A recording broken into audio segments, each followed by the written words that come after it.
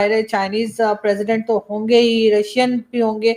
कितना इंपॉर्टेंट आपको ये लग रहा है ये इस बार एससीओ? वैसे तो एससीओ होता रहता है, लेकिन ये एससीओ आपको कितना इंपॉर्टेंट लग रहा है? क्योंकि मोदी जी के लिए तो जी बड़ी लाइटें वाइटें लगाई गई हैं, बड़ी डेकोरेशन की गई है, वो भी हम सोशल मीडिया पर देख रहे थे चाइना में वेलकम करने के लिए। अखबार ने लिखा है कि भारत चीन की दोस्ती न केवल एशिया बल्कि पूरी दुनिया का नक्शा बदल सकती है।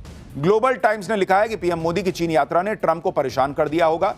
भारत और चीन आज के दौर में एशिया की इकोनॉमिक ग्रोथ का डबल इंजन है। और वैसे भी मोदी साहब जो हैं, ये आप देख रहे हैं उनको जो वेलकम दिया जा रहा है चाइना के अंदर, और उनको इस चीज़ का अंदाज़ा है कि अगर मैं आज पाकिस्तान के साथ बातचीत करता हूँ तो उसका नुकसान क्या होगा।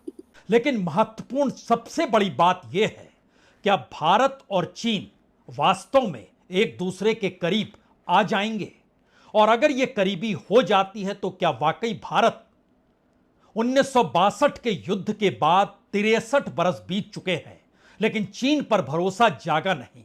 प्रधानमंत्री मोदी जी में वो सारी क्षमताएं हैं जो मुझे लगता है जो कि एक विजनरी लीडर में होने चाहिए। वो सिर्फ भारतवर्ष के लीडर नहीं है। प्रधानमंत्री मोदी इस समय विश्व को मार्गदर्शन देने की क्षमता रखते हैं। The man is.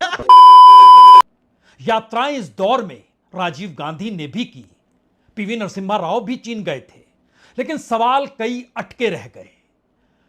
और जो पीढ़ी जिसने देखा है चीन के हमले को, चीन की विस्तारवादी नीति को समझा है, वो यह जानता है कि उस वक्त जब साम्यवादी सत्ता चीन में आई तो भारत उन पहले देशों में था जिसने मान्यता चीन को दी। लेकिन उसके बाद तिब्बत पर चीन ने जो कब्जा कर लिया और फिर जो उसके बाद के घटनाक्रम है, उसने कई बार भारत के सामने कई महत्वपूर्ण सवालों को जन्म दिया।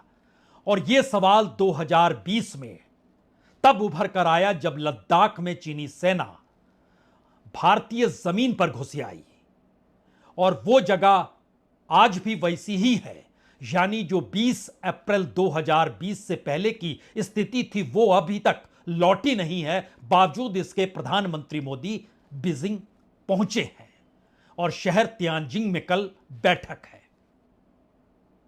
लेकिन इन सब के बीच अमेरिका का रुख, अमेरिकी राष्ट्रपति का रुख, और पहली बार न्यूयॉर्क टाइम्स ने भी एक रिपोर्ट छाप डाली और सीधे तौर पर कहा, दरअसल यह सीधी लड़ाई अमेरिकी राष्ट्रपति ट्रंप और प्रधानमंत्री नरेंद्र मोदी की हो चली है, क्योंकि ट्रंप ने वाकई कई बार फोन किया और वो चाहते थे कि नोबेल के लिए उनको नॉमिनेट भारत करे, प्रधानमंत्री मोदी करे।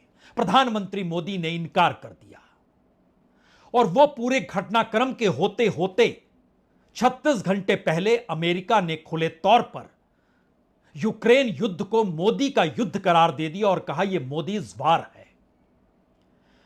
यानी इस तरीके की तीखी परिस्थिति इससे पहले कभी नहीं थी। तो क्या यह वो परिस्थिति है जिसने सीधे तौर पर भारत को, या कहें नरेंद्र मोदी को, चीन की दिशा में यह जानते समझते हुए मोड़ दिया कि जब पहलगाम की घटना हुई और ऑपरेशन सिंदूर हुआ तो ऑपरेशन सिंदूर में पाकिस्तान का साथ देने वालों में पहली कतार में चीन ही खड़ा था।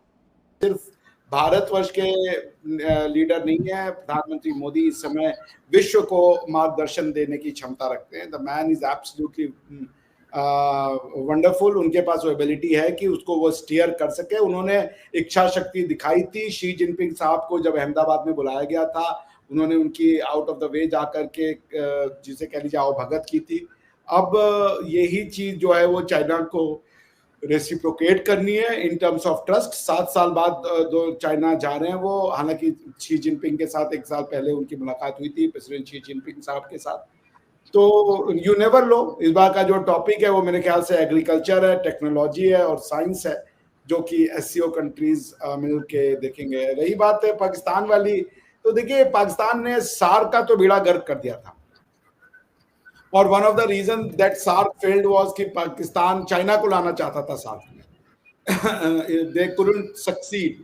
अब इंटरेस्टिंगली जिस वजह से सार्क फेल हुआ, बिकॉज कि वो चाइना को लाना चाहते थे, चाइना उनको एससीओ में ले आया है, और एससीओ में अब चाइना भी है, पाकिस्तान भी है और भारत भी है। तो देखिए ये एक अच्छी इनिशिएटिव हो सकती है कि मैं एससीओ को ब्रिक्स प्लस के रूप में देखता हूँ। पाकिस्तान के फॉरेन मिनिस्टर ने कहा है कि हम इंडिया के साथ ताल्लुकात चाहते हैं और हम हर टॉपिक पे बात करना चाहते हैं, हर इश्यू पे बात करना चाहते हैं, लेकिन इंडियंस कहते हैं हम सिर्फ टेररिज्म पे बात करना चाहते हैं। समझ रहे हैं बात? वो कहते हैं हम सिर्फ टेररिज्म पे बात करना चाहते हैं, हम और किसी टॉपिक पे बात नहीं करना चाहते। अब सारी बात है ये चीज़ कि हम सिर्फ टेररिज्म पे बात करना चाहते हैं, इस प्रॉब्लमेटिक तो है ना हमारे लिए, पाकिस्तान के लिए तो प्रॉब्लमेटिक है कि यार ये टेररिज्म के अलावा हमसे बात ही नहीं करना चाहते। तो ये एक फैक्टर मौजूद है जिसको मैं देखता हूँ और मैं अंडरस्टैंड भी कर रहा हूँ, और मैंने ये रियलाइजेशन मेरे पास इसकी है कि वन वे और दी अदर एक कोई रास्ता नहीं बन पा रहा। पहले माजी में होता था रास्ते बनते थे, अब अगर अच्छा एक और बात बताऊं, शहबाज शरीफ ने अगर नरेंद्र मोदी के साथ चीज़ें नॉर्मलाइज कर ली तो मेरा नहीं ख्याल इस वक्त पाकिस्तान के अंदर कोई ग्रुप या ग्रोह है जो चाहेगा कि क्यों नॉर्मलाइज की है। इंडिया के अंदर बहुत मुश्किल नज़र आ रहा है, इंडिया के अंदर बहुत मुश्किल नज़र आ रहा है, ठीक है। सो ये एक फैक्टर है, लेकिन क्योंकि इंडिया के अंदर माहौल है, क्योंकि उन्होंने हमला किया हुआ पाकिस्तान पे, तो उनको सारी बात है, उनके लिए एक डिफरेंट चैलेंज है। हमारे लिए ये है कि हम तो हमेशा बात करना चाहते हैं, हम तो हमेशा इंगेज करना चाहते हैं, ठीक है जी। सो ये एक फैक्टर मौजूद है हमारे पास। इंडियन जो लीडरशिप है उनको इस चीज़ की कोई परवाह नहीं है, वो समझते हैं कि यार ठीक है जो मर्जी करते रहें कहते रहें, हमने अपनी मर्जी करनी है। और देन फिर ये है ना कि हमारे ऊपर प्रेशर भी आता है जो सच्ची बात करनी चाहिए कि जी आप ताल्लुकात ठीक करें। अच्छा हम ताल्लुकात कैसे ठीक करें? हम जो मतलब हम जैसे मर्जी कर लें, अगर इंडिया वो नहीं वो उस लाइन लेंथ पे आता तो चीज़ें कैसे बेहतर होंगी? So it's not possible.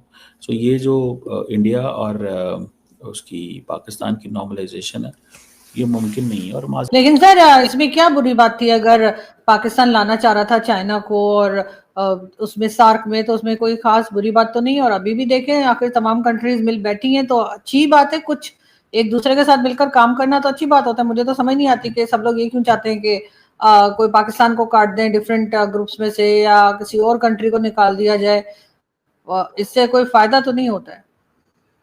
होता है अगर आप कुछ काम करना चाहते हैं और उसमें कोई एक पर्टिकुलर देश या कुछ ऐसे लोग हैं जो सिर्फ वो सैबोटाज करें, तो फिर उनके साथ बैठना मुश्किल हो जाता है ना। देखिए आप उन्हीं के साथ बैठ सकती हैं जो कंस्ट्रक्टिव हों, जो आपके काम को फेलिसिटेट कर रहे हों या फैसिलिटेट कर रहे हो, क्षमा कीजिएगा, तो आप उनके साथ बैठ सकते हो। मगर अगर मैं यहाँ बैठा ही सिर्फ आपका नुकसान करने के लिए हूँ तो फिर आप एक समय के बाद उड़ जाओगे वहां से, क्योंकि मैं कोई आपको आइडिया दूंगा, आप उस आइडिया को जान के और पीछे जाके उसको सैबोटाज कर दोगे, तो फिर तो आदमी कॉशियस हो जाएगा यार कि मैं इसको आइडिया दे रहा हूँ, ये मेरी सारी बातें जान लेता है और मुझे ला करके सैबोटाज कर देता है।